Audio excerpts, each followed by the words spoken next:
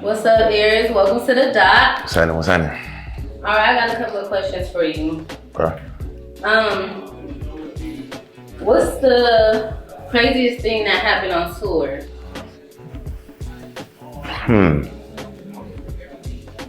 A lot of crazy things. I think, all right, my most memorable moment, one of my most memorable moments. Oh, the first time I ever did a big show. It wasn't even a tour, but I remember Earl Sweatshirt brought me out. He brought me out with 21 Savage, Bankroll Fresh. And that was the first time I seen titties in the crowd. The first time I ever performed, it was just titties out. Girls was on people's shoulders, and it was just I was getting flashed the whole time. I'll never forget that moment. Yeah, that was crazy. All right, finish this sentence. It's colder than a Habibi. When does your next project drop?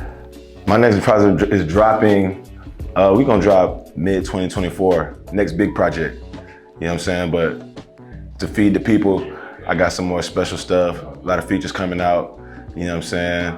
Shit for the fans, for the streets. And then we're gonna hit them with some real eclectic album put together type shit. It's gonna be refreshing, they ain't heard from me in a minute. Can you tell us a little bit about yourself, where you came from, where you from? I was born in California, San Diego. And then, I was raised in Georgia though. I'm a dirty South nigga. Yeah, I was from the dirt roads. Shout out to Neville's, Perkinsville, 912 shit, Statesboro and shit. Then I got to Atlanta, when I was around elementary school, 4th, 5th grade. And I've been here ever since. In Marietta to Riverdale. Yeah. Can you name any or recommend any up and coming artists that needs recognition or starting to get recognition? I'm gonna just say my niggas, all the niggas around me.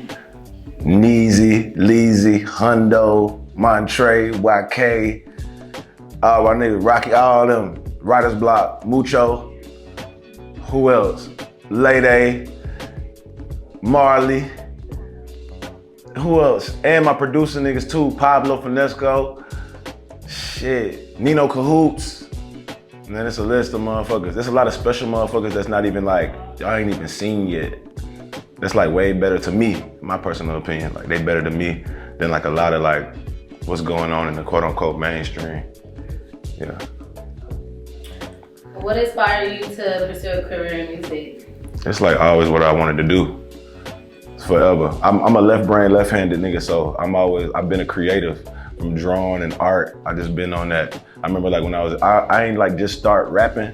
I'm not one of them I just started rapping 6 months ago ass nigga. I ain't one of them. I'm I always wanted to do this shit. I used to tell my mom before she died I wanted to be a rapper.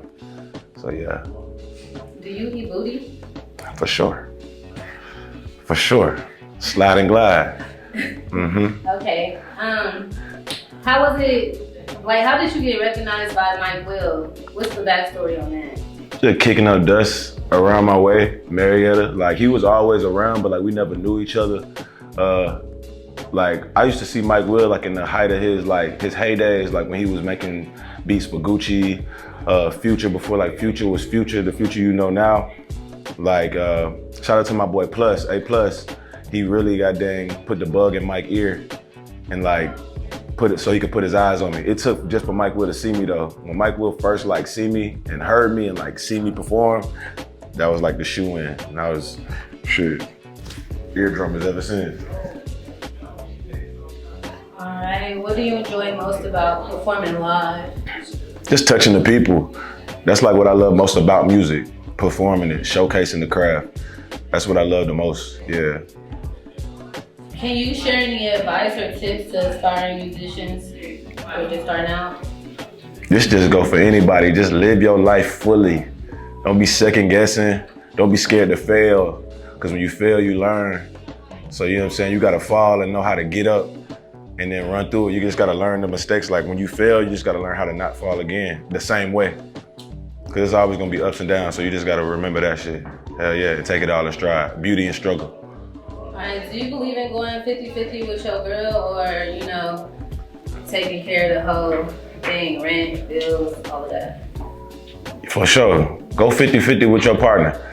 I feel like, especially if y'all ain't got it all at the moment, like stop putting each other in like these like, I feel like that's what keep relationships stagnant, or like keep them at like, they at slow pace when like somebody trying to do more than they can or whatever.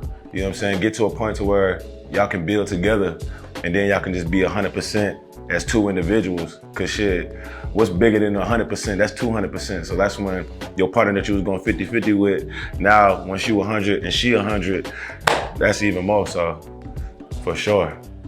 But yeah, you gotta crawl before you walk. Don't just dive in and just be spending all your money out willy-nilly and then just go broke and then you back at square one.